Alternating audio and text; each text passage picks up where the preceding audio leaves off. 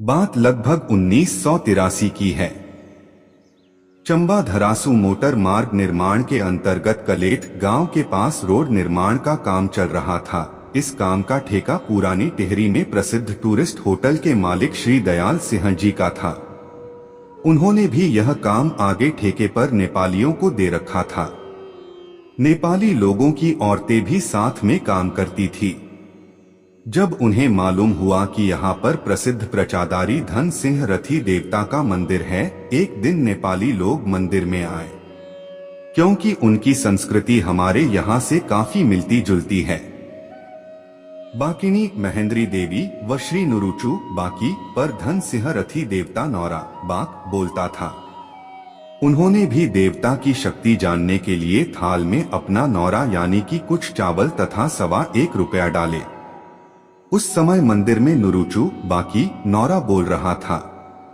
पहले तो देवता उन नेपालियों पर हंसा कि तुम मेरी परीक्षा लेने आए हो।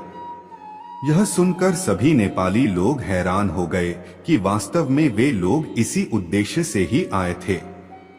आगे देवता ने कहा, तेरी शादी किए 16 साल हो गए हैं, पर तेरी कोई संतान नहीं हुई। ये सुनकर सारे नेपाली और भी हैरान हो गए।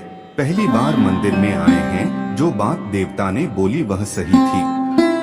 नेपाली की शादी किए 16 साल हो गए हैं, पर औलाद नहीं हुई।